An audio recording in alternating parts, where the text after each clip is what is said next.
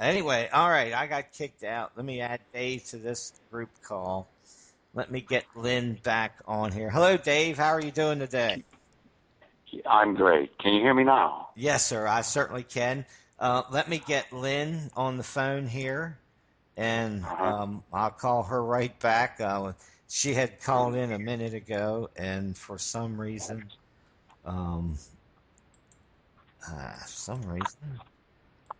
I. So you're starting out the day with technical problems, challenges. Oh yes, well that's the way it goes sometimes. That's all I Yeah. can say. Let me get Lynn. Where's Lynn's number You sure? here?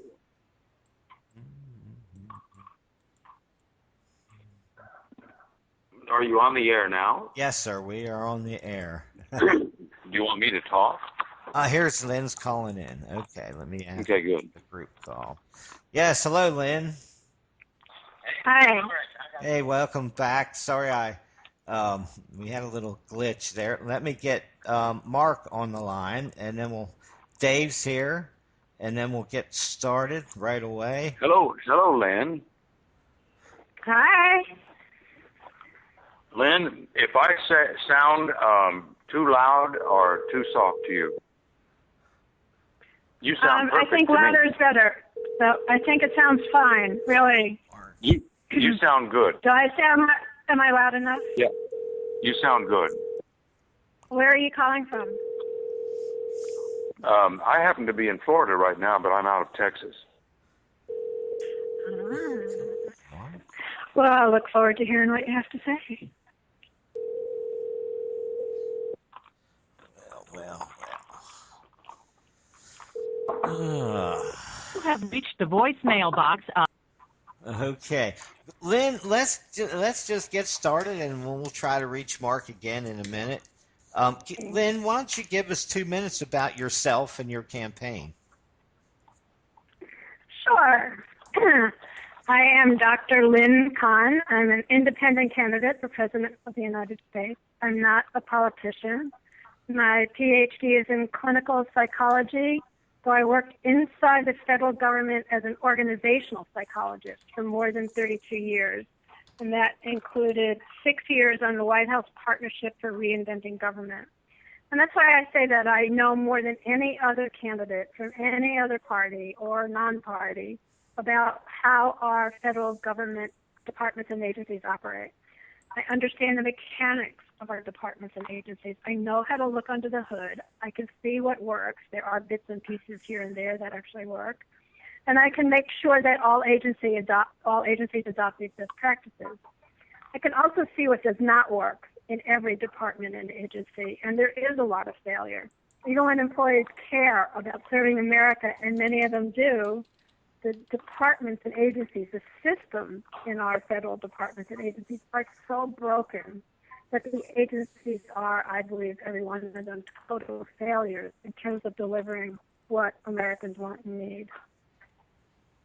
So I do know exactly what changes need to be made inside our federal departments and agencies. So we, the people, and not big money, drive the purpose and priorities of government.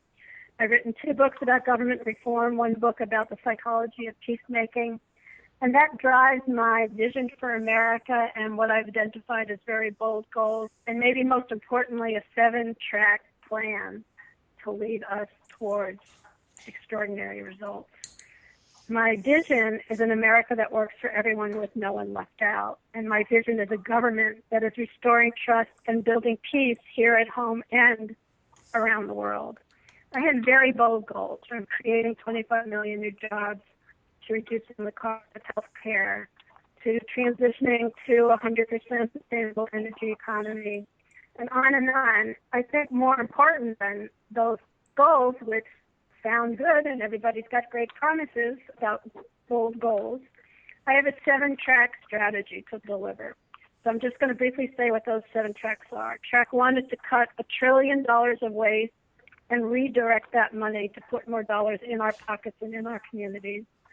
Track 2 is multiply solutions, the ones that work outside the Beltway around Washington, D.C. Track 3 is reboot the purpose of all our agencies. If their purpose is broken, and if purpose is broken, then priorities, policies, and staffing and budgets are broken. Track 4 is get results through partnerships. Track 5 is communicate honestly. Track 6 is measure what matters and measure honestly. And track 7 is build peace here at home and around the world. And I expect over the course of this radio show I'll talk more about that. So that is my vision. I've started thinking about myself as 3 parts visionary and 4 parts government mechanic. Those are some of my goals. And it is my 7-track strategy to reboot our government and build peace that I believe is the only path forward toward a future that will work for all of us. All right. Thank you. Thank you very much, Lynn. Dave, why don't you give us about 2 minutes or so? I'm trying to get a hold of Mark here about yourself and your campaign.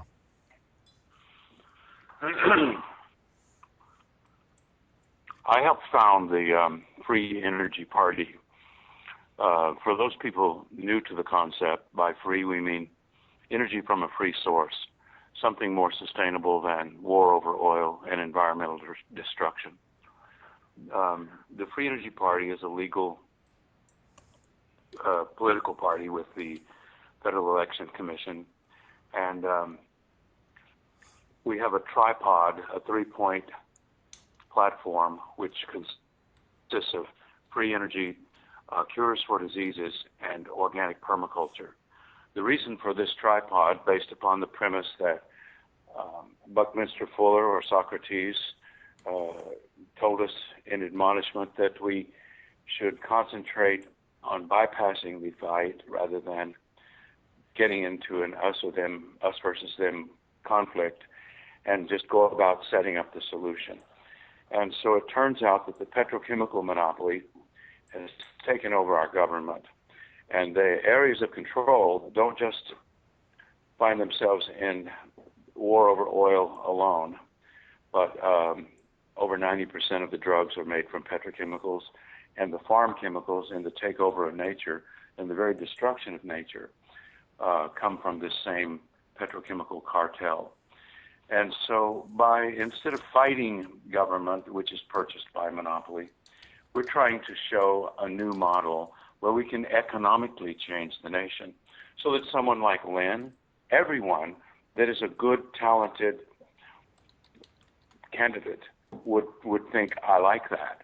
So we're trying as a political party to posit a solution to all the confusion and an answer to all the cancer.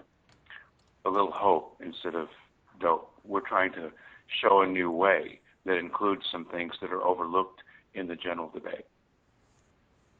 Okay, that's great. I just tweeted Marque a message. Maybe he'll call. If not, he might be in church. He's on the West Coast. Okay, hey, let's start out with these questions. Oh, if I can find them where I got them on my clipboard. I moved everything from my house to Roanoke for a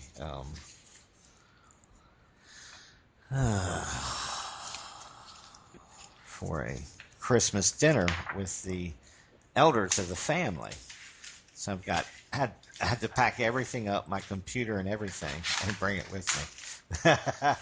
Because they don't have a computer at their house. Questions.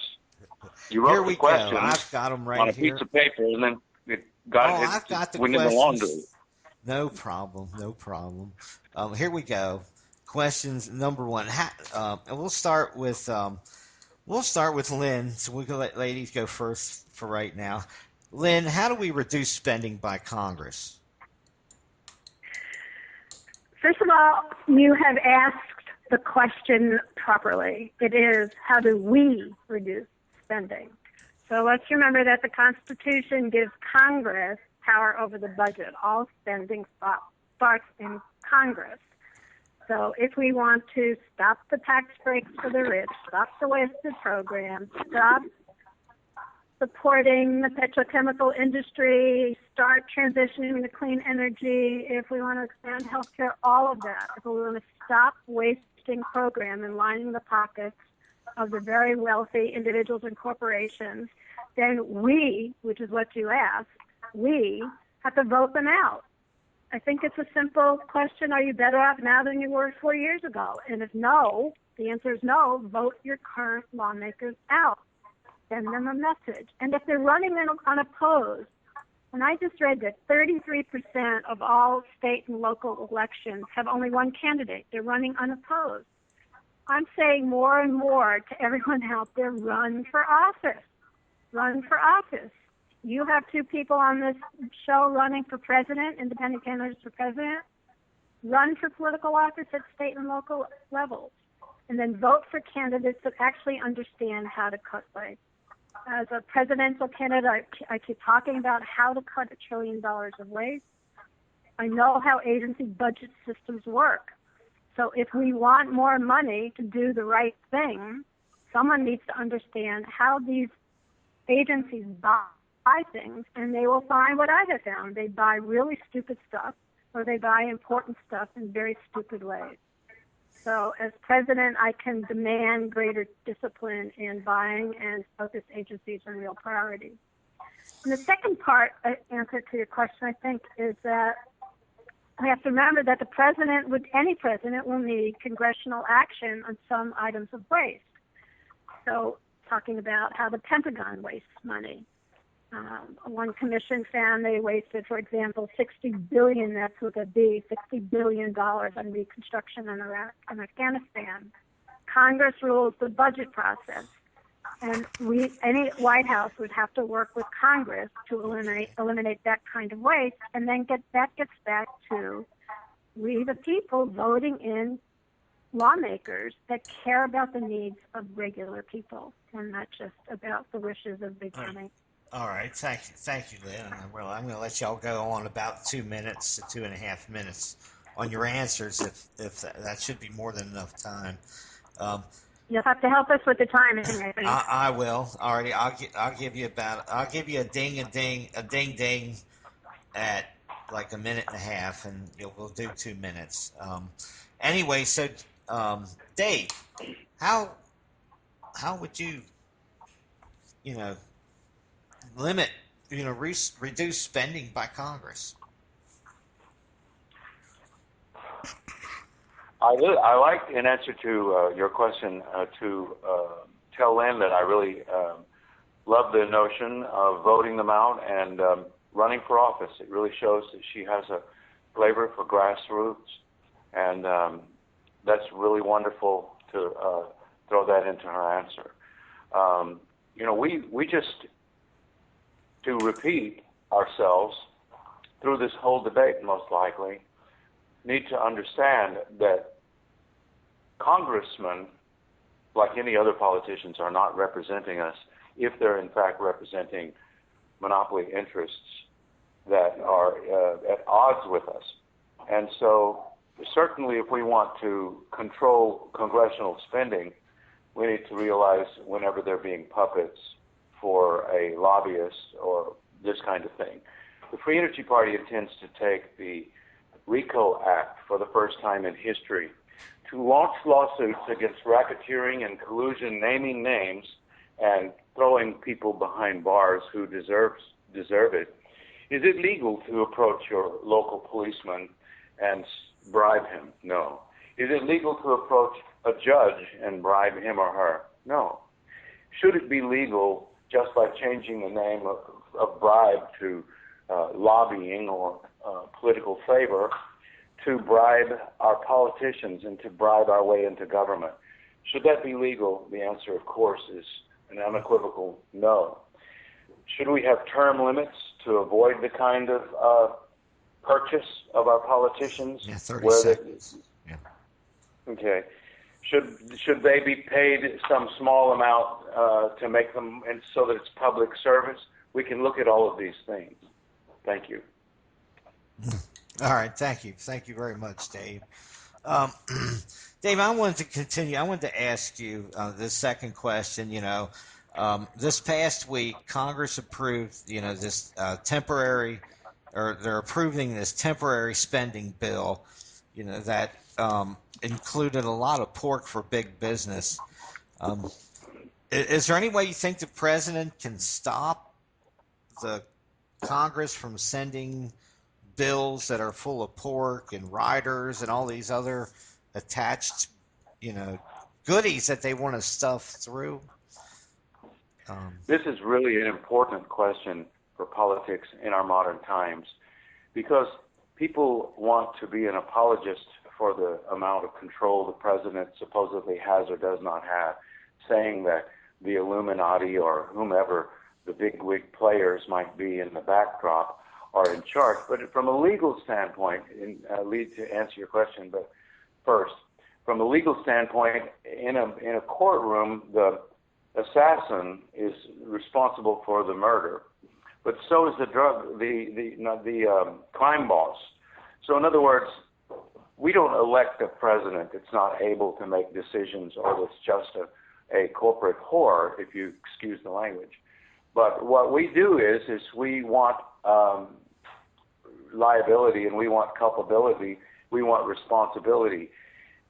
We can see that the president can pledge allegiance in his inauguration on the Martin Luther King's Bible to the Constitution, and then immediately when he takes his hand off of it, begin to shred the Constitution to pieces, taking away our privacy and taking away our constitutional rights and this kind of thing like this. So does the president have the ability to stop something? Certainly he does. It's just that he wants to pretend that he doesn't when the time is right, and then just come in and do what he wants when he thinks he can get away with it. What should we do to stop the process of corruption? We look at the color of law. The law states is about the purpose of the law. In other words, the purpose of a bill is not to sneak something opposite to the into the bill. It's not to sneak something that you're unaware of into law. And so that kind of obfuscation should be illegal. So we need to certainly throw out anything where big business is trying to slip in. If you have a Monsanto Protection Act, for instance, isn't that quite a bit like a Child Molester Protection Act? Yes. Isn't it an oxymoron to be able, or are we looking at just morons explicitly? So the point is simple. Yes, it's not only improper to have a process where you're slipping things in that people don't know about, or maybe a bill is so thick no human on earth could read it, and in fine print that all right, yeah, you're right there, Dave. You know, the TPP, I think President Obama said everybody should read it. 5,000 pages. yeah. It's a trick of yes. It's a crime. It's wrong. And so, I mean, if you're going to slip all this stuff in there, and the people aren't being involved whatsoever. Look at what they're doing now. They're trying to pass these international things. We're not going to know what the ingredients in our food are. You're right. We're going to get to that in a minute too, Dave. I've got something about that. Lynn, how do you think we can stop Congress from stuffing pork in all these bills? I think there's several pieces to the answer to that question. So, first of all, the president cannot stop Congress from sending bills full of pork because the Constitution of the United States gives Congress the authority to raise revenue and send budgets to the president. What the president can do is refuse to sign the spending bills that have been sent. Now, in this case, I believe the president did just sign that bill. So he had a choice, you know, and some of it, so this part of the answer is some of it is kind of the art of the deal. I hate to use that phrase, but I will. What was in it that was good and what was in it that was not good? And on balance, does they want to sign it or does they want to force a government shutdown, which is what would have happened? So there are some good things in there. There are tax credits for teachers. There's more tax credits for low-income folks. There's tax credits for solar and wind projects.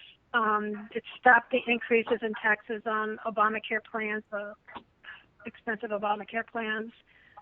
The problem is that all that assumes that you have a good job and you have an income against which to use the tax break. There are lots of gifts in there for big business, and I'm sure Dave would have something to say about this tax bill lifted the 40-year ban on crude oil exports. Yes, I saw that. It made permanent research and development tax credits, which there's a long history of that being abused by big business. So there is a huge problem with this bill. It doesn't deal with the issues and struggles of everyday people. 40% of all workers are contingent workers. They're more likely to live in poverty. 60% of people are struggling paycheck to paycheck. So it's not dealing with really important issues. It doesn't deal with the issues of corruption. And I agree, it's 2,200 pages of obscure language. How could anybody possibly understand what it's intended to accomplish? Thank you. So Yes, I heard. it's not an easy answer. Yes, you're absolutely right, Lynn. I wanted to ask y'all, what would your administration policies be on domestic spying? Lynn, what would you do about domestic spying? I think it's out of control. So I would, first of all, just, what's legal and what's not legal? Warrantless spying is not legal, and I would stop warrantless spying. I would have our intelligence agencies talk more openly about what they're collecting and why. Because I just came back from a 14,128 drive around the country talking to hundreds and hundreds, probably thousands of people, individually and in very small groups. People are so angry at government. They feel that their privacy has been invaded. And more than that, they feel that our government of the people is failing us. Nothing is working. And the numbers that government spews out don't make sense to people who live in communities where everyone is struggling, where 51% of children in our public schools are now eligible for free or reduced price lunch. 51%. So the numbers about hunger and poverty and unemployment make absolutely no sense when compared to the reality.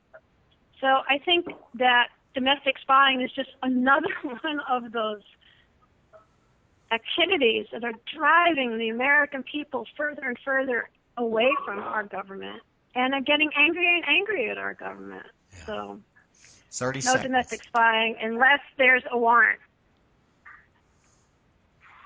Okay. All right. Thank you, Lynn. Dave? Yes, sir. What would your policy be on domestic spying as president? So many times, Mitch, people ignore that we have policies in this country, like in our Constitution, already, and talk about the need to introduce new laws, when in fact we just made a mess or ignored laws and protections that we already have. Obviously, we've reached a point in our reality that's kind of embarrassing, where Snowden is, they would love to jail him like Manning for being a whistleblower with regard to exposing that which he announced was against our Constitution. And we know that certain laws that are against our Constitution are questionably illegal.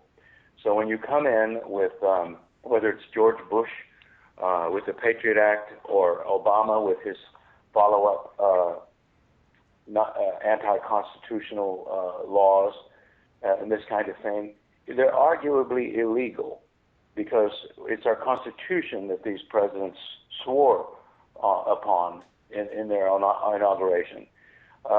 Frankly, it may sound extreme, but I don't think it would be out of line to put Andrew Napolitano, as wonderful constitutional lawyer that he is, along with Snowden, in charge of a committee to address the entire American people on what is constitutional with regard to domestic spying and what is protected within our Constitution. Well, thank you, Dave. Yes, you're absolutely right. All right, Lynn. Here's something that you'll like because you're a bureaucratic surgeon, so to speak. Yeah. How would you try to fix the tax code? Quite a mess, isn't it?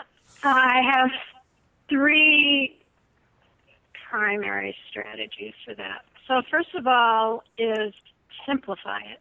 And I've worked on plain language activities. I think we need like an army of plain language experts to go in and start translating the tax code into plain language so people can actually understand it without having to hire an accountant. So they can if they want, but we ought to be able to understand what it's saying. The second is I do believe that we need fewer tax brackets, and with my plan to cut waste and refocus departments and agencies on true priorities that the American people have clear input into defining, then I think we can start lowering tax brackets and tax rates. So I'm for way fewer tax brackets and way lower taxes. The third thing is, and this is to really start talking about eliminating taxes for anyone at the 200% poverty level, which means no taxes for a family of four making under $45,000. So I want to go talk a little bit more about what I learned driving 14,128 miles around the country. I gave myself 100 days, and I went to 34 states. And I think one of my most important insights that I didn't even couldn't articulate until after my 100 days travel was over is that there's way more poverty and everyday struggle around this country than any politician or any journalist talks about.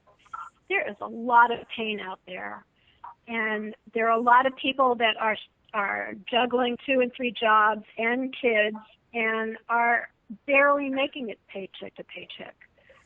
So when we talk about the percentage of hungry children in our classrooms, that's 51%, or the percentage of homeless people that are employed, or the percentage of workers that aren't employees anymore. They're contractors, so they don't get benefits, and they are more likely to live in poverty, and that's 40% of all workers. And then that was something that Mark talked about is the low labor, workforce participation rate. So I think we really need to rethink how we are taxing people at the very lowest levels and rethink how we define poverty in America, which is not, my conclusion is it's not 15%. It's more like 34%. Okay. So lower taxes and no taxes for people making families under 45,000. All right. Dave? Sir, You bet. How would Yes, you sir. fix this tax code we have in the United States? I think one of the most important things is to address how the train is headed the wrong direction, and to address some of our problems from a real structural standpoint. We right now have taxation without representation. The people, the taxpayers, are unable to even vote on individual issues. Someone like David Frank, who has this program, One Voice, talks about working with the Free Energy Party with a system that would allow you to vote on all of the issues after being actually educated fairly on the issues and be able to vote over your telephone. We would like to have taxation with representation for a change, for God's sake. Right now, it would be ludicrous to act like that we don't have a problem with taxation and the bracket in the breakdown of who's taxed how much. Monopolies have just taken over and stole all the wealth from the public, and right now economists say it resembles more of a feudalism since the days of actual feudalism, Yes. stealing the money from the public since starting around the 1980s, and to where that now it's 8 families have something like 89% of all of the money. So all of our arguments about these small issues are avoiding getting at some of the heart of it. And if we want to take action in the heart of it, I recommend everyone in this country, every single person listening to this show, get a pen or get on your keyboard and write to the IRS and say, we're facing some serious problems. It's a 20-year sentence if I support terrorism, but we've got some proof, apparently, that our tax money, 53 to 69% of our tax money going to the military-industrial complex and to the war effort, is supporting Al-Qaeda or ISIS or al-Nusra. And so we need to know that these inclusions are not true because we don't want to face 20 years behind bars. And if you don't accept that example, Obama signed into law 3 times for our tax money to support dictators running child soldiering, child laboring, and child in African countries. You wouldn't dream that the first black president would do this with regard to black children in Africa, but he's working like a servant for the globalists, and he's probably a very nice guy with a lot of personality, but he's completely working for the globalists. And so you're facing possibly a 20-year sentence unless you write your IRS and say, I don't want to do 20 years behind bars for supporting child soldiering in Africa with my tax money. Absolutely. Benghazi, gun running. That's what I'll say. Hey, how would Dave, how would you take 2 minutes here and tell me how would you put Americans back to work? For me? Yes, as president. As president of the United States, we would not even need any of the $53 trillion spent to prop up big oil worldwide. If you want to have them on food stamps and welfare at the tune of $53 trillion annually worldwide, go for it. But I'm certainly wouldn't approve of that kind of budgeting. But here's what I would approve of. Backing monopolist restraint of trade away from the free enterprise, open supply-demand market. The right for people to put energy answers into the free open marketplace so that we can proceed forward now and change the world now, giving money to all of the people by way of real opportunities that are being held off of the market. For instance, we as the Free Energy Party would offer not a socialist answer to use government tax money to put a power generator on each home to decentralize the grid and make the people the power producers, not war over oil, the power producers.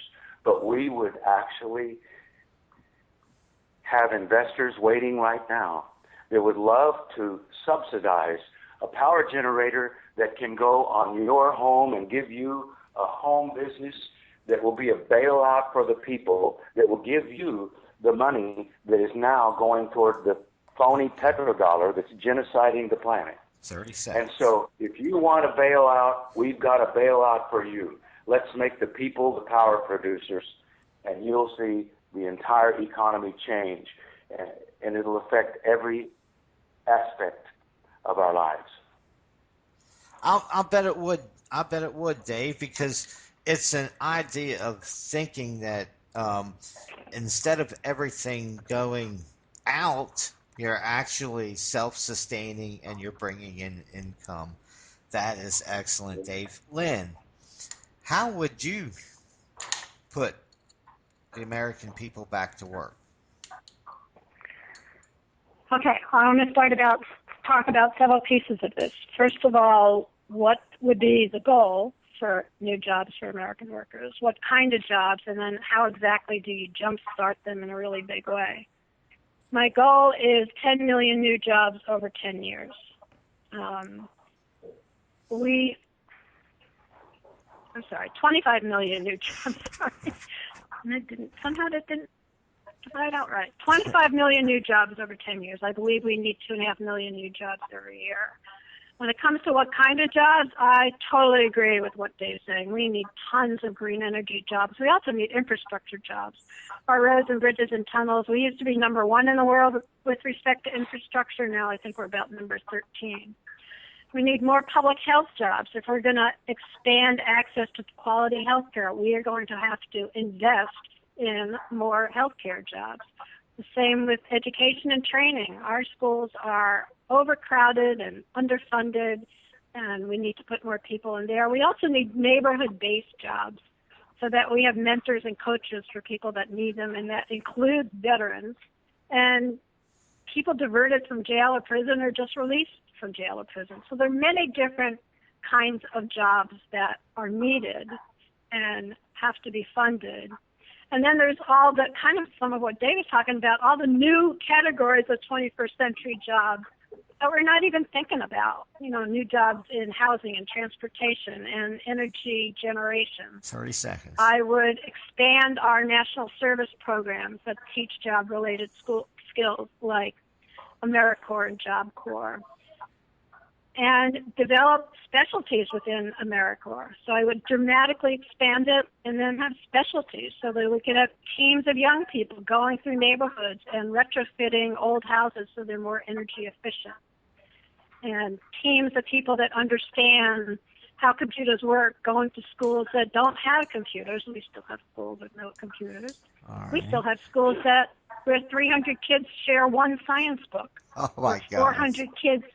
I talked to these teachers when I drove around the country. Wow. 400 kids have access to that don't speak English very well. One teacher, one English as a second language teacher for 400 kids. So there's Wow. tons of jobs, millions of jobs that need to be funded. And then you get to how to pay for it. All right. Pardon? Let me throw in a different question here for you. You know, robotics and drone trucks and stuff is coming. It's coming. It's not gonna, it's just going to be cheaper than humans to do it. What will that? How can we survive that? Our society the way it is, I mean, how can we survive that displacement of human workers by robots?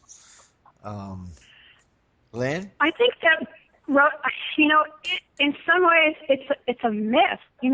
Sure, some jobs can be done by robots, but you can't teach 5-year-olds how to work together in a group with a robot. You can't be a mentor and a coach to 30% of our soldiers who come back and as veterans have post-traumatic stress and traumatic brain injury. They need people. And people need to go into individual houses to make them more energy efficient.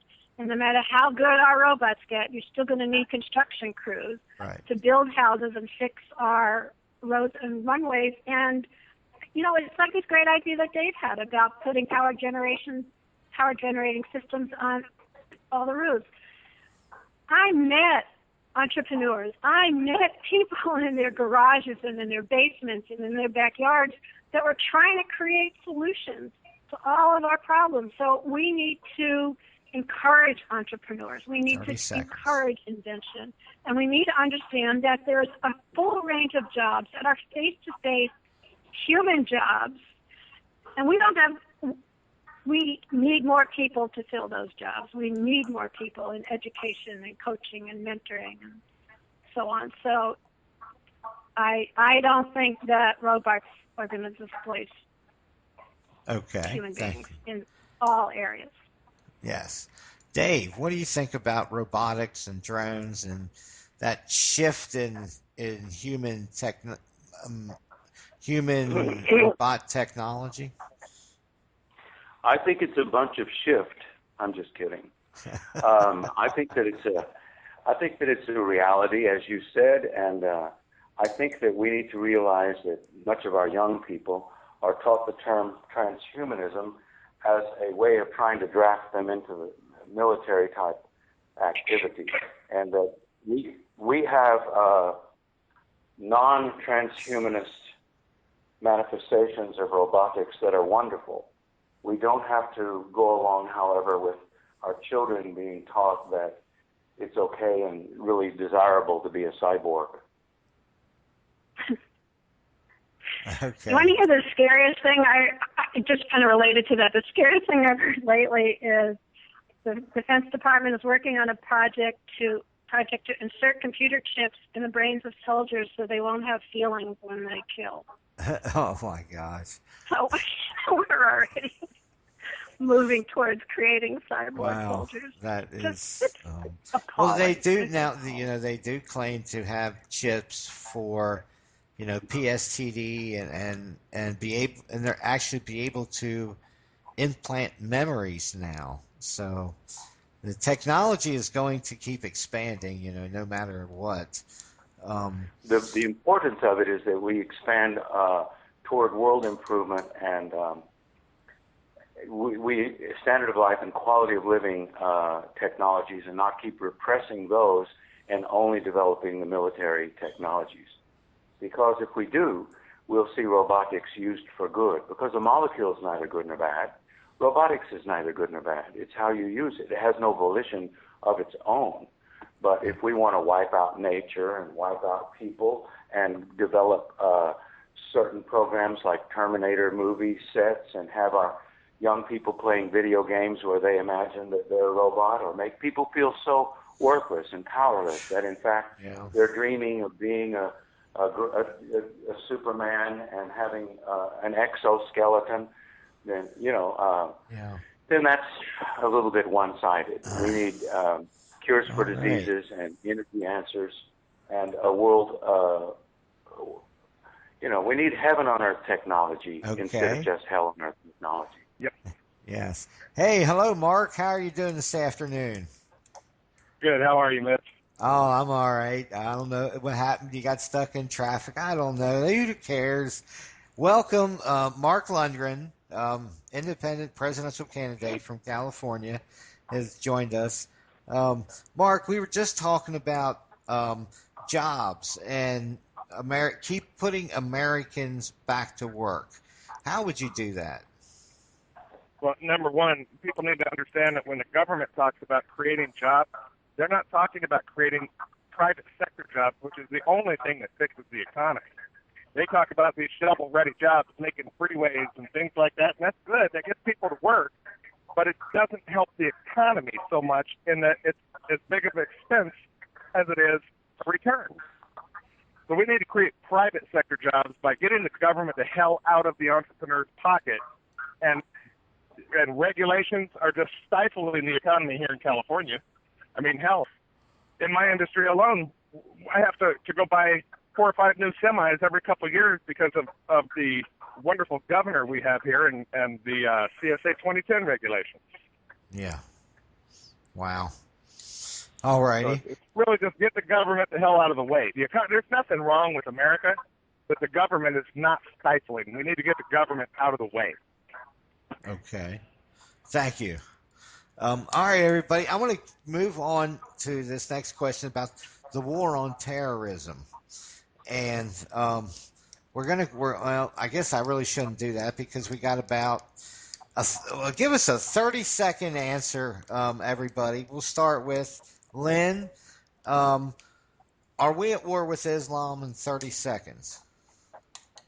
No, we are not at war with Islam, and I think it's really important to say that we are at war with violent extremism, and I'm okay saying violent Islamic terrorists, though I think that sometimes means we have to talk about violent Christian terrorists and violent Jewish terrorists. It is really important not to paint everyone with a large brush. Okay. Islam is a religion of peace. There are violent Islamic terrorists that are distorting that religion in very brutal and horrific ways, and mostly they're psychopaths and sociopaths. We can't negotiate with them. But it is not. We are not at war with Islam. We're at war with Thank you, evil. Lynn. Dave, are we at war with Islam? 30 For seconds or 30 thereabout. seconds. 30 seconds. Evidence put before me by many researchers would indicate investigation is in order to look at the idea that our government, in a collaboration with petrodollar players, has conspired to stage fake religious and fake race wars for the continued Yes. takeover of the Middle East for the petrodollar. Okay. Yeah, you're right there. They certainly have. Mark, give us 30 seconds on this topic. Are we at war with Islam? Well, like Lynn said, we're at war with terrorism, and it comes in every religion, every color, creed. I don't care where you're from. So what I need to say that we're not at war with Islam is I need the Islamic people to stand up and be side by side with the American people and the rest of the civilized world, condemning these actions, not sitting there silently condoning it. Okay. All right. Thank you. It certainly is true. We should come into break in about a minute, ladies, Lynn and gentlemen. And y'all can just hang on there and we'll go through our break. And I'll just do a real 30-second or a minute announcement at the beginning, do a quick promotion, and then we'll jump right back into this discussion. Um, let's see. In case they don't have a break set up for this, I don't know. There may not be a break automatically put in. So we're going to go to the next question here. Um, there were 34 Sunni nations formed in an Arab bloc coalition to fight terrorism. Includes Saudi Arabia and Yemen and Malaysia and different other countries. Do you think that's a good thing? Just give us 30 seconds, Dave. I believe that many things are formed for a purpose and then carried out for a different purpose. So we've got a really big problem to look at. An example of that is NATO. NATO was formed after the tragedies surrounding Hitler in a pledge to defend all the nations against any such illegal wars of aggression. And now a partnership exists between, apparently, it would be between the United States and Saudi Arabia and all of their allies. So for that to be with Saudi Arabia, Qatar, and Jordan, 10 seconds. United States, all the NATO, and for the purpose of invading countries in illegal wars of aggression against the Nuremberg Protocols and against the Geneva Convention. So we have to look at what's happening, not just the pretty names over which they're formed. Okay. Thank you. Lynn, quick. Any opinions on this Arab coalition of just Sunni Muslims to fight terrorism? I think that the Arab coalition is a great idea. I think that ISIS is an Arab problem, and in some ways it's our problem, but it's more an Arab problem. I don't think that they have stepped up to the plate. I don't understand why we are putting more American boots on the ground. Part of my platform is building peace here at home and around the world, and I'll talk a little bit more about that when you get to the next question. But I definitely think that we need an Arab coalition. They need to be sharing intelligence. They need to be stopping the ways in which we're funding terrorism, and they are funding terrorism. And I think, as Dave has talked about, that oil dollars are part of why Arab nations are funding terrorism. And we need to have shared decisions, a coalition decisions about what we're doing about the borders, about how and when we can stop drone strikes and airstrikes. And it's not going to happen. We're not going to be able to do that without greater Arab participation. All right. Mark, can you give us 30 seconds or so on this idea of a Sunni Muslim coalition to fight terrorism? Well, it's an absolute necessity. Whether you want to consider it an evil necessity or a good necessity is up to you and your preference. But unless we're going to go over there and occupy, which I don't think anybody wants, if we don't have an Arab coalition, we're creating the same vacuum that brought the problem in the first place. Okay. Who's going to be after ISIS? The next group of terrorists. As soon as we get rid of them, someone else is going to step up without that coalition. And we have to do everything we can to support them, but we need to make sure we're on the side of right here. Thank you. Hey, everybody, I guess because of this being a special show today, that we had no break at the top of the hour, but I'd just like to tell everybody thank you for joining me this afternoon here on Revolution Radio. We are the #1 listener-supported station online. You're listening to an independent voter radio show, independent and free energy party debate special. We have third-party candidates on talking about the issues today. So I want to thank everybody for joining me this afternoon here on Revolution Radio.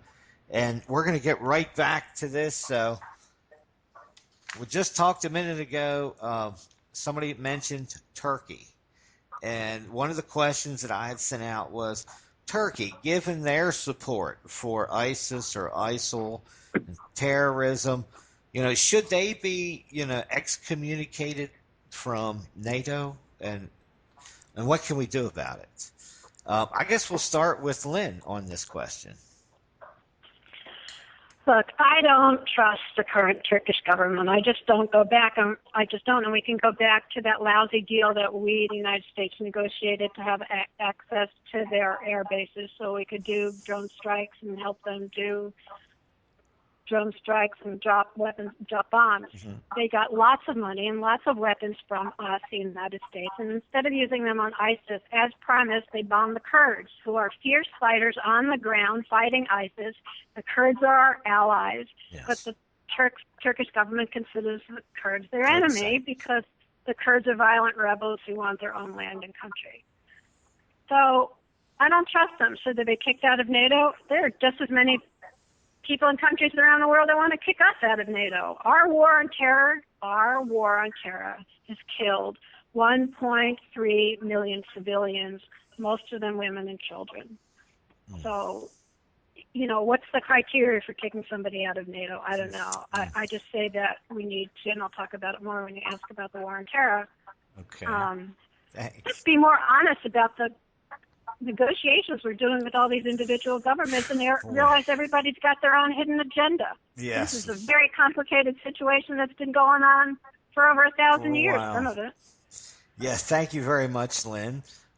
Mark, what do you think about Turkey and NATO and, this evidence provided from many different sources about their involvement in oil trade with ISIL, and even smuggling sarin gas, chemicals you can make sarin gas with, into Syria? What do you think, Mark? Well, it's real simple, and I've preached this from the very beginning. We have to take a long, hard, close look at who we call friends and allies, because we fund our own demise. Okay? We sit here and we send billions of dollars and countless lives to go away to destroy America. And we need to really look at who we're calling friends and allies across the board. And it's not just Turkey. I'm a big fan of getting us out of the UN after, of course, we make them pay them parking tickets. But it's not just Turkey. There's a lot more than just Turkey that we need to either get out of UN, the NATO, mm-hmm. and look at how we support these things too. Yes. It's very complex, so it's not an easy answer. But absolutely, Turkey needs to go. Like Lynn said, you can't trust them. We've tried to help, and they turn around and go against the only people fighting for us. All right, thank you, Mark. Dave, what do you think about Turkey and NATO and this allegations of terrorism support? I think this is a very important question for you to get on mainstream media with, because the whole purpose of NATO was to avert illegal wars of aggression. Instead, what we have is NATO banding together to commit illegal wars of aggression. Is there some kind of police action that can take place within NATO? We need it right away. We need some type of a managerial meeting of some sort within NATO to look at the very precepts around which they were formed, and to make it clear that we have evidence on the table that shows Turkey is engaged in illegal terrorist actions, in conspiracy, probably with the M16 and the Mossad and the CIA. But the fact is that money and hired mercenaries were taken directly from Libya to Syria by way of Turkey, and they're paid paychecks.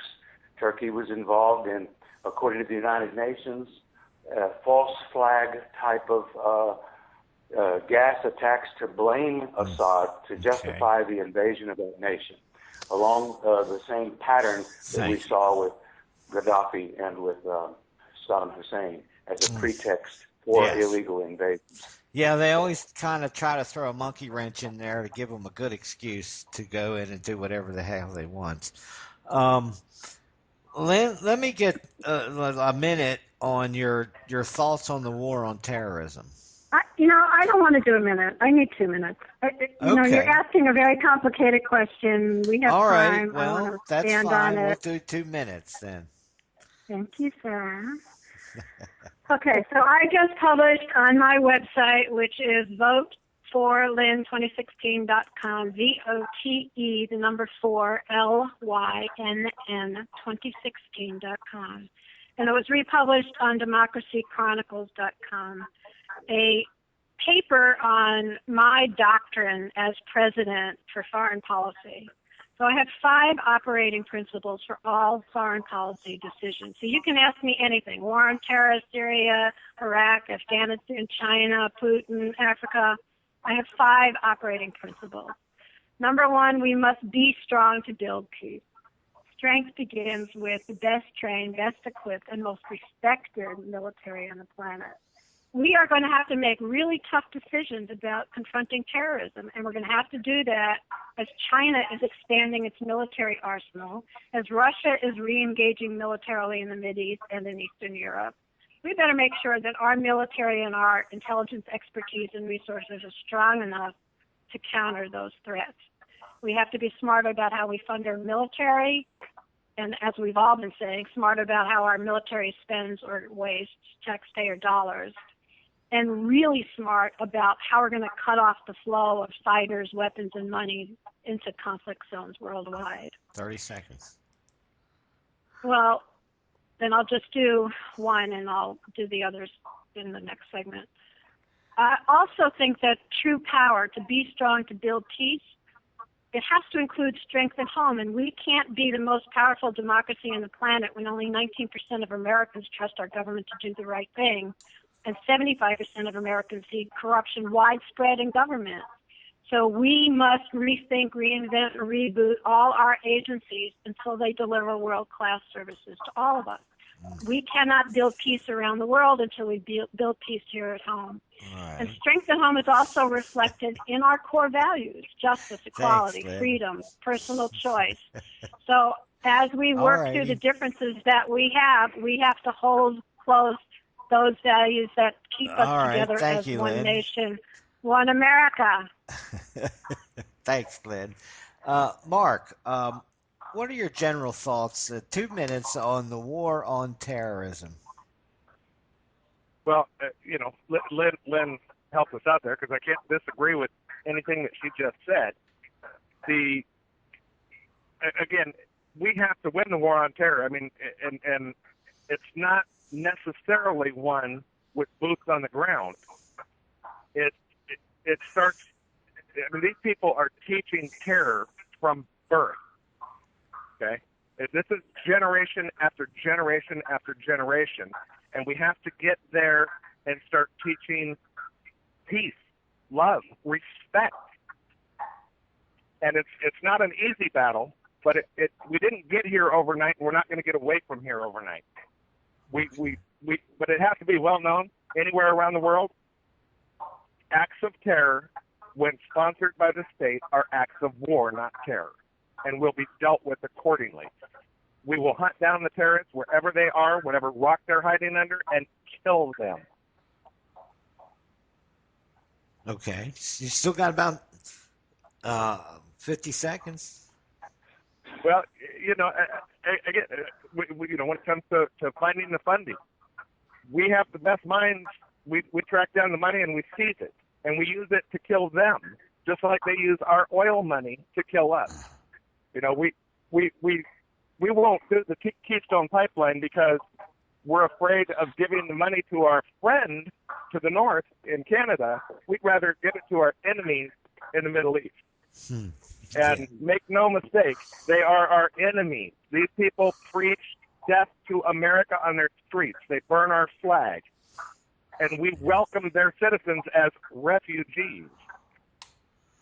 This is an invasion. This is an invasion. Dave? And they're doing it with the help of our current government. Yeah, you're right. It is a sad day in America when the beacon of freedom for Christians around the world is Russia. Yes. When Vladimir Putin is doing more to protect Christians around the world, we have a serious problem here at home. Okay, Dave, your thoughts on the war on terrorism? We see this as very incendiary and flammable. This is a very volatile area of discussion. Let's remain calm and realize that the war on terror was a war stated in America following like a failed war on drugs, and millions and millions and millions of governmental dollars that went into the war on terror took away rights of Americans. And I've seen on Facebook some type of meme that goes around that shows we're more likely to die from the shower, we're more likely to die from this and that, just falling down in the house, than from a terrorist. And the actual terrorists that we are looking at look as if they could actually be, I went to college and I'm not a paranoid man, and it looks like they could actually be part of some program. We've got several people on the locations of these places where terrorist acts take place, that we see them in other photographs at other places, and discussion of actors that are hired. And these actors, I verified personally, this program really exists there at FEMA, where they have crisis actors. So what in the world is going on here, we're not sure, but we do know this. Under the name and the guise of a war on terrorism, all of our rights were taken away as a country in terms of constitutional rights, where a drone could even come and shoot you, where you could be arrested and not get a lawyer. And in fact, what we're looking at is that our government has now, with all proof standing there in place, used our tax money to actually pay mercenaries, to actually pay terrorists that we've accused of doing 9/11, to work for them as if that's okay now. So for us to actually be supporting the terrorists that this war on terrorism was allegedly about means we have out of control, insane sociopaths in power. And we are here to do something about it. And if somebody wants to read more evidences of these kind of things, Facebook may not sound like the Encyclopedia Britannica, but we try to look for facts that are proven, no matter what it's about, that are not just paranoid and stuff like that. And go to the Free Energy Party group and look for these things, or bring up your points there and look at these facts. What we have is court case documentation. Let me ask you this, Dave. Let me move on to this next question. how can we discourage illegal immigration? I mean, because today, our economy is kind of being, undermined by a lot of illegal immigration, and um, yeah, how can we discourage illegal immigration, Dave? Well, how many seconds is the answer? Oh, give me 2 minutes. That's fine. We'll Oh, do 2 minute section, 2 minute answers. That's fine. Thank you. yeah. This becomes one of the favorite Hatfield-McCoy arguments that is designed to not be winnable. It's sort of like an abortion argument. There are answers to it, but the argument itself is designed to divide the country. Yes, the people would call themselves Americans by large, unless you're a Native American, are all formerly immigrants and this kind of thing also. Yes, the history of the nation may have involved stealing Arizona, California, and New Mexico from Mexico, and Canada maybe lost Oregon or Washington it was. And so, our history of defining as Americans the word immigrants confuses the matter quite a bit. And it's important for us to cut to the chase and go right to the heart of what's here and now and not get confused too much by all of these issues. And what's here and now is that we have a need to secure our borders. And if you think we don't have a need to secure our borders, what we need to realize is that acts of terrorism are occurring, whether the government is funding them or whether it is, as some conspiracy theorists would believe, or whether it is the fact that with 53 to 69% of U.S. tax dollars going to the war effort, that the American people are funding what would be the illegal invasion of a nation and the bombing of all of the of so many citizens of this country, and then offering those people to come to the home of the people that are funding it. I think that in the big picture, we have to have the right kind of way to check these people out. What's the word for checking the people? Vet. They call it vetting. Vetting, yeah. We have to be able to vet these people properly. It doesn't matter if people, and I'm not suggesting putting people in FEMA camps, but just because I don't want Americans to be in there, we don't want immigrants in there. But people need to be held onto, not just let in a flood in case someone's working false flag operations to destroy America. Yeah. And one final thing, if I can slip it in with your permission, quick. I'll be very brief. Okay, I believe that prosperity would end the war. Free energy would end the war over oil.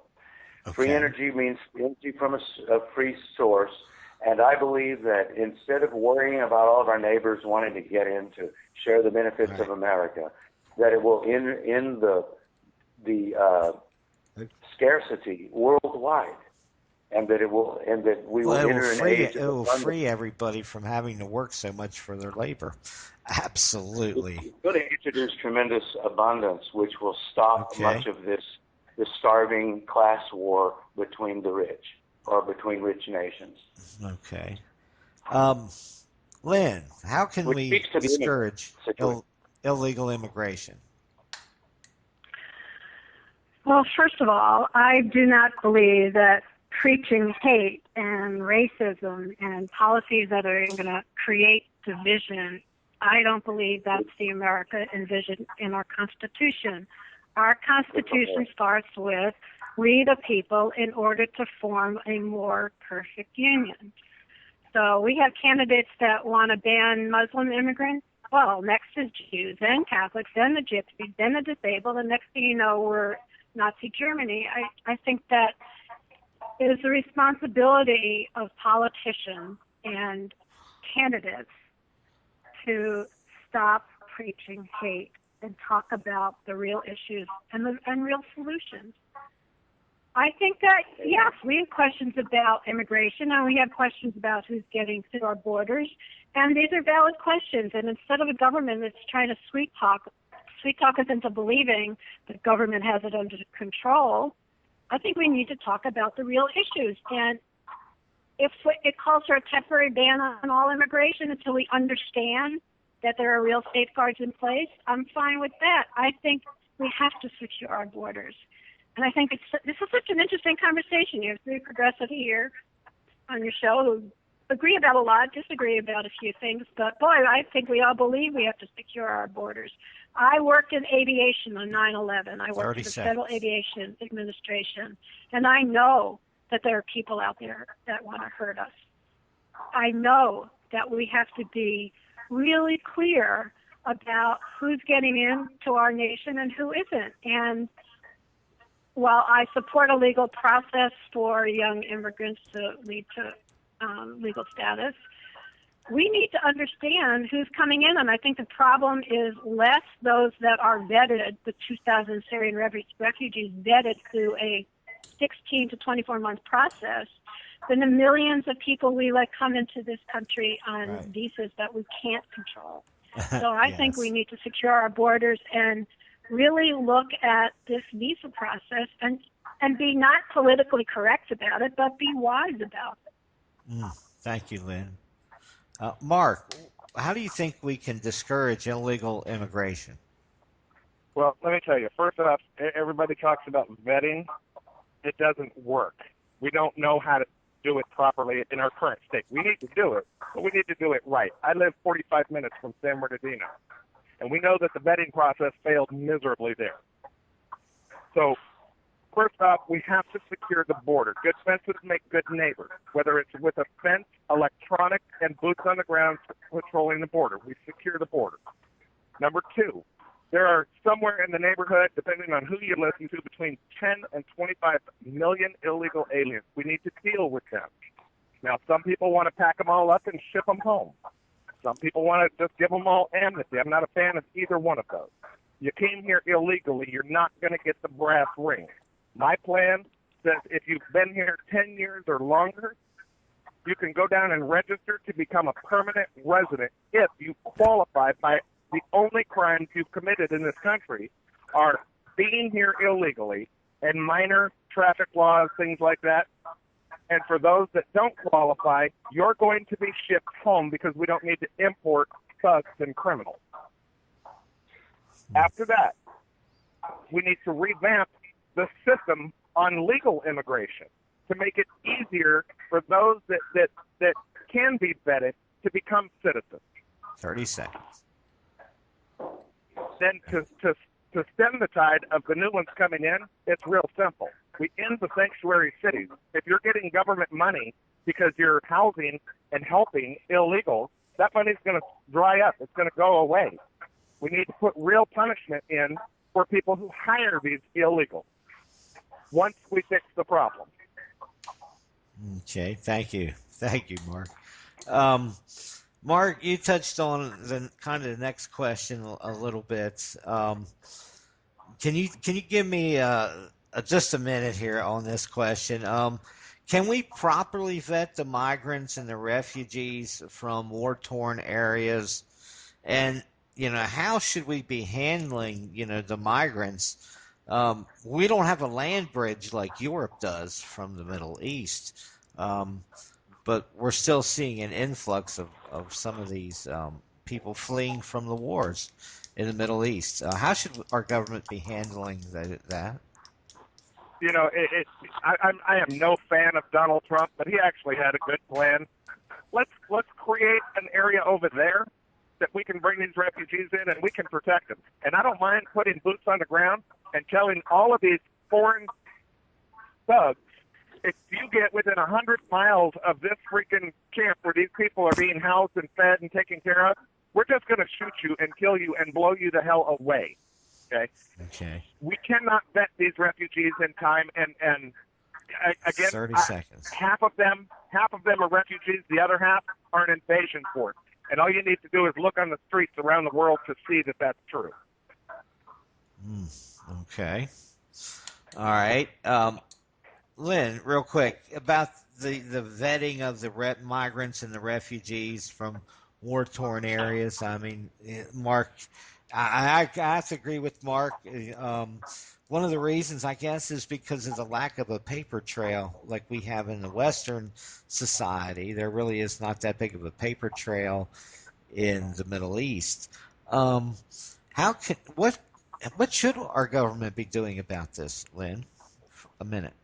Well, number one, build peace. Stop airstrikes, stop drone strikes, stop the flow of money, stop the flow of fighters, go after Assad, and work with partners to defeat ISIS. I mean, they're leaving. There's 4 million Syrian refugees that have fled the country that we have bombed the heck out of. Stop the bombing and get a development plan ready. I agree. There's no way we're going to be able to vet. We can't vet the 500,000 people that come into our country every year. 30 seconds. And there's a difference between the 2,000 refugees that are going through a 2-year State Department process and the 500,000 people that are coming here with open visas. And I agree, there are people here that want to hurt us. So I think the best solution is a combination of many different strategies, and doing what we can to stop that war and support the ceasefires that are now being talked about is the best way to go. And if we have to have a no-fly zone, it's not as easy as people are saying, go after them and kill those folks. They're hiding. They're hiding in families and schools and hospitals. We've already bombed hospitals. And recently we just killed 10 allies. It's not that easy to figure this out. So we need a comprehensive strategy. All right. Thank you, Lynn. Dave, can we properly vet these migrants and refugees, and what really should we be doing about their plight? I don't think it's such a big deal. I grew up in West Texas, and we sometimes deal with problems pretty simply, and that doesn't mean chopping people's heads off like ISIS does, or saying that we need to just assume that everyone is an enemy and start killing people without vetting them or whatever. I mean, that's, as far as the word vetting, there's ways to find out. First of all, most of the people that are refugees because their husbands or brothers that are unable to take care of them have been killed. If you've got a population coming in as immigrants who are war-aged, army-aged young men, then those men have to be interrogated very closely and into the in a way more detail. I mean, I don't see such a big problem with actually offering refugee assistance to women and children and underage people and really old people if you do a reasonable amount of vetting there. But if you've got people that look like they fit the profile of a possible soldier or mercenary, then you don't just wave them in with the crowd. In other words, there's a different crowd here between the goats and the bulls. There's someone different here.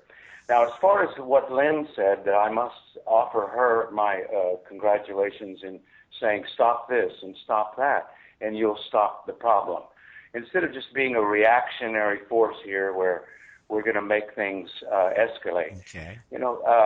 I don't agree with her fully with regard to Assad. We can discuss that some other time, but let's look at a quick metaphor before my seconds are up, if they're not already. If we saw a case where, who's a famous murderer?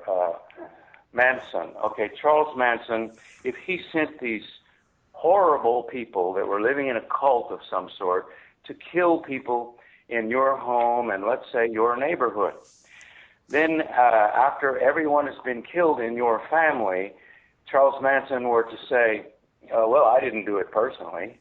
Let's say he would say, why don't you come? I'll take you as a refugee, and you can stay in my house. You can stay in the house of the guy that paid for the murders of your brother and your mother and your sister and your father. How safe and how smart is that? How right is that? It is absolutely nuts, Dave. If you want to stop this situation, realize that according to the Geneva Convention and the Nuremberg Protocols, that it's an illegal act of aggression. And if you want to help immigrants, build them houses where they live. Stop bombing their homes. I agree, Dave. I agree. Hey, let me ask Lynn here. Um, recently, we had the Paris, climate change summit, the COP 20, and we signed an agreement. President Obama signed an agreement there that was designed to not be really to put to Congress. It was designed to go around Congress. Should the executive branch be designing treaties that they negotiate that do an end run around Congress? Give us 2 minutes, I guess. I'll take it. So first of all, it's not a treaty. And let's remember that George W. Bush signed the Clean Air Act and the United Nations Framework on Climate Change without sending it to Congress. So first there is that legal question, is it a treaty? And as an independent president of the United States, depending on whether or not I am faced with a Republican Congress that won't give me 2 inches or a Democrat-controlled Congress that won't give me 2 inches, I would do whatever I have to do if I thought it was for the good of our country. That's the job. So I think, first of all, is it a treaty? They're going to have to prove that it is, because we have a long history going back to George Washington of presidents doing things with their executive privilege that they think is for the good of the country. The agreement was written very carefully so it doesn't rise to the level of a treaty. So that, for example, the difference between the word should and the word shall was argued about until the very last minute so that it would not appear to be a treaty. So I don't know that they have to submit it, and I say any president, especially an independent president, is going to have to make decisions about what is for the good of the country. And if it's to do things by executive order or through frameworks and acts and plans rather than treaties, 30 so seconds. All right. Okay. Leave All it right. there. All right. Thank you. Mark, what do you think about the climate change treaty and the way it was negotiated? I think just like the climate change theory itself, it's a joke. It's not a treaty. Congress hasn't ratified it. The states haven't ratified it. So, it's an agreement between Obama and his climate change hoax buddies that, are going to try to get him. Maybe they'll strip Al Gore his Peace Prize and give it another one to Obama for it. It's a joke. It's a joke. We sign on to these things. He's done the climate change, just treaty after treaty after treaty, which are not treaties. They're just agreements between him and them, and he wants to make them law. Okay. Gosh, we negotiate treaties. We negotiate them for some time, and I'm not going to sign on to any treaty that's not good for America. Okay? It's just that simple. And that has to be approved by Congress. The president he's not the dictator, which is what we have right now. That's not America. All right, thank you. Thank you, Mark. Dave, what do you think about the climate change treaty and 2 minutes? 2 minutes. Sort 2 of minutes. a Hold you to it. false dichotomy has been thrown upon the American public to where that you in an us versus them position, heads you lose and tails they win. The answer is to realize that the pollution problem, 98% of all pollution comes from the vaporization cover-up, where 90% of the fuel comes out of your tailpipe unburned, because vapor is the only thing that burns. Liquid does not burn. This major cover-up keeps us in a state of scarcity and throws all of this oil and gas that could be sold into the sky. And so 98% of the pollution also includes the coal cover-up, which means that 3,000 cubic foot of natural gas and 1 barrel of oil out of every 2,000 pounds blows into the sky, along with lead, mercury, cadmium, arsenic, as well as sulfur, turns into sulfuric acid. Are there real environmental problems that don't have to do with cow farts or bad breath or CO2? Absolutely there are. Unburned gasoline is the cause of the majority of most of the gas and oil being poured into the sky. Does the Democratic answer, which says that we're going to introduce carbon credits, have anything to do with offering an answer? Absolutely not. That makes them partners with the pollution. You're going to make money, and if anytime anybody pollutes, if they stop polluting, then you're not going to make any money. Free energy technology, or even call it efficient energy technology, that's illegally suppressed by monopoly, restraint of trade, is the problem, and we can offer a solution at the free energy part. Wow. Can I get my 30 seconds back? Sure, Glenn, go ahead. Take 30 seconds. Go ahead. So this actually kind of fits with what Dave was just saying. So I drove 14,128 miles around the United States. I went to 34 states, took 100 days. I talked to a lot of people. And not that many people brought up the issues of climate change. What they did bring up is the pollution in the waters, the food that was making their kids sick that was given out at school, the air that smelled bad, and how they didn't trust government to do anything about it. So I think part of how we need to frame the conversation is, can we cut the pollution in the air where you live? Can we clean up the water in the rivers and streams around where you live? Wouldn't you like to have a car that gets 60, 70 miles to the gallon? I mean, I think that part of the confusion is that we're forcing people to assess a scientific assessment. And I'm not saying where I stand on it. Right. I'm just saying that people understand pollution, and they understand inefficient cars and houses and transportation and everything else. And everyone I talked to wanted to do something about it, especially if it meant more jobs. All righty. Dave, I wanted to ask you, I want to ask everybody this, because this just kind of just thought this while Lynn was talking. Should we break into the patent office safe and, use all the hidden technologies that have been bottled up in patents to restart, to have a renaissance in America? Dave. Absolutely. Can you explain your question? I don't understand. Can you explain your question better? Okay. The U.S. Patent Office. We know that we know carburetors and all kinds of different motors and engines have been bought up. The patents have been bought up and really hidden away in the automotive companies' safe so they can make more money. I believe a lot of technologies are kind of bottled up, Lynn, and we don't have access to them because corporations benefit from us not having access to those technologies. It's not suppressed the way that most of the public are told. It's sort of a psyops to imagine that patents are bought up at the patent office, because what happens is, yes, the patent office is controlled by monopoly to a great degree, but no one cares what you think about. No one cares what you work about. The monopolies control what goes on the market.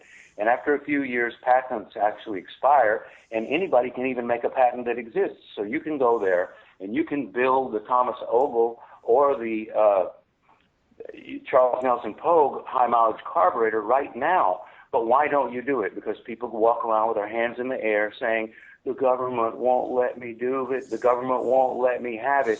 They don't do that when they want to buy marijuana. They just go get it, and it's against the law, and they go get it.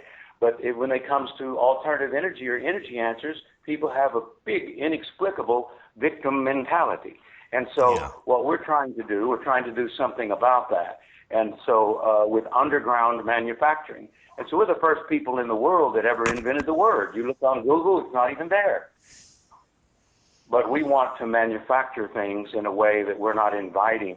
Like when the FDA came in and they suppressed the walnut manufacturers from saying that walnuts were a cure for heart disease, and the cherry manufacturers for saying that it was a cure for arthritis, and the elderberry people selling elderberry because it was actually provedly better than the cough syrups on the market. And so these people were told by the FDA that all of their products would be stolen,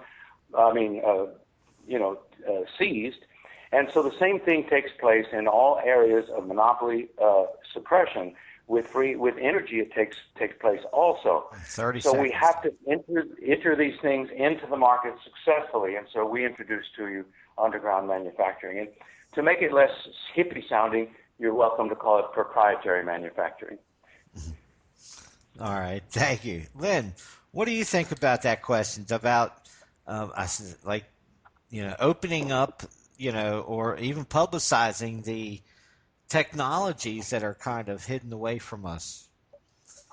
Should the There government? are so many amazing technologies that are hidden away and out there in people's garages and backyards and basements that don't get enough support. I think we agree, actually it's interesting, on several things. One is that big money, big defense companies, oil and gas, big insurance companies, and big healthcare companies have just taken our government decision-making hostage. And it's true at every level, in every department, and every agency. So I'm the government mechanic. My answer is go into the decision-making process of every department and agency and get big money out of the decision-making process. Hold people accountable for how they make decisions. And I come out of aviation.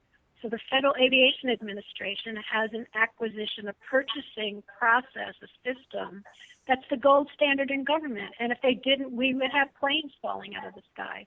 So I know what a good process looks like that doesn't have big money inserting its prejudices and its biases and its profit-driven, greedy motives into how our agencies make decisions. And the same thing's going on in the Patent Office, the same thing's going on in the Small Business Administration. There's great ideas out there about 21st century transportation and housing. I met with this inventor of the rat racer, which is this using new kinds of batteries. It's like a covered bicycle with 3 wheels that can go on the highway at 80 miles an hour. And he's looking for funding. I met so many creative people, including people talking about how to build homes that are energy efficient and off the grid and use only renewable energy. So we need to get into the guts, the mechanics of our departments and agencies and open them up to creativity and the innovation and entrepreneurs in America, and not have big money define what gets funded and how we spend. That means waste. Billions and billions, hundreds of billions of wasted dollars. All right, thank you, Lynn. Mark, what do you think about prying open the patent office to reboot America? I guess is a good way to put it. I'll take my crowbar straight in. It's absolutely a necessity, and I have some personal knowledge of it. About 15 years ago, a very good friend of mine created a new style transmission for an automobile. He sold it to Ford. He sold it to Chrysler for, I believe it was $20 million. Now, I had to sign an NDA just to see it, so I can't talk about it too much, but I can tell you that it will never, ever see the light of day.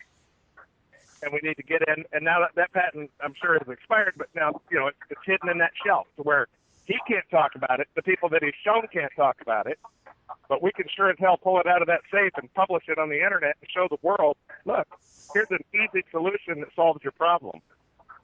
So absolutely, it's a necessity. Okay, is that all you time you got? You got another minute. Everything these guys are saying on it is right, and Lynn touches on it, I think, the most. It all comes down to accountability, responsibility, and right now the American people don't trust the freaking government.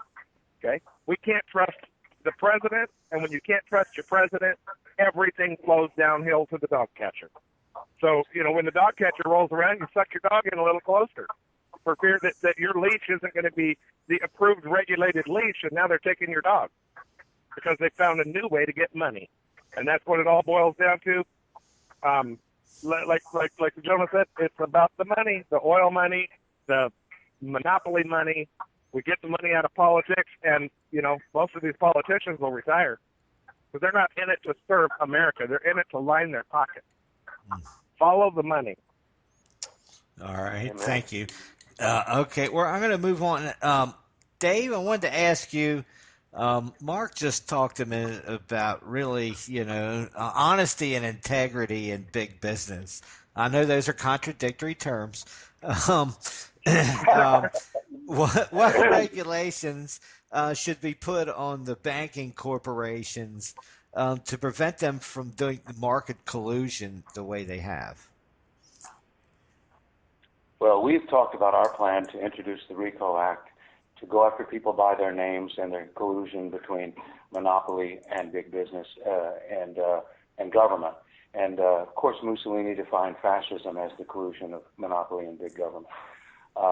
Mark was really hitting on an important point that we need to change the world economically.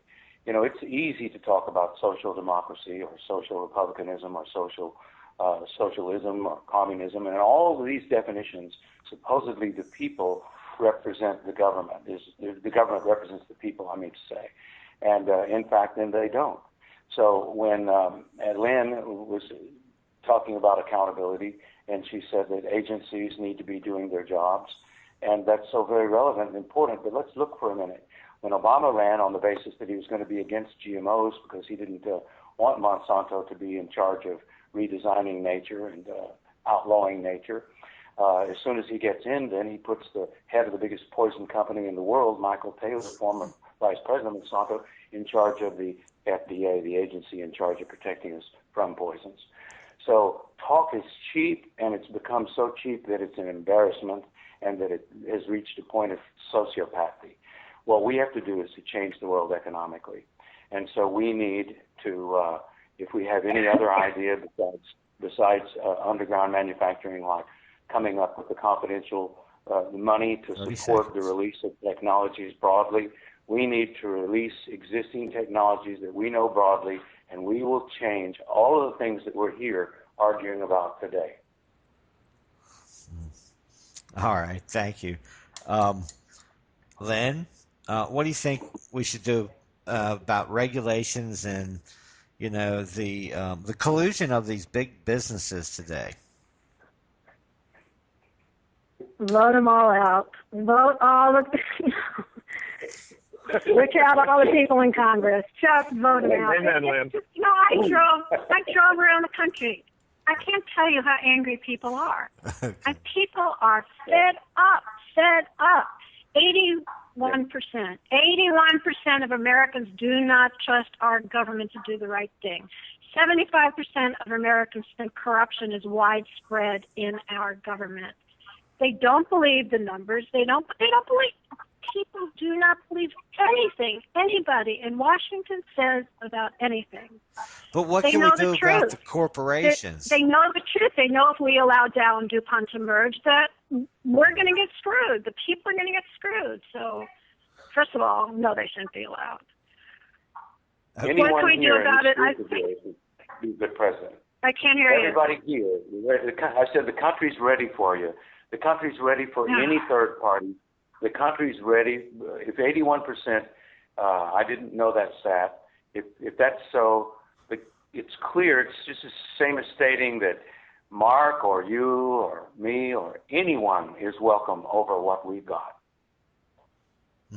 Yes. Yeah, I think I had a great response. I only had about 3 people laugh in my face. Hello, Connecticut. But there is a huge response. People understand that they are being exploited. People are angry, and the poverty and the struggle and the living paycheck to paycheck and the everyday anxiety of not knowing what's going to happen because you're not a full-time employee anymore. You're a contractor.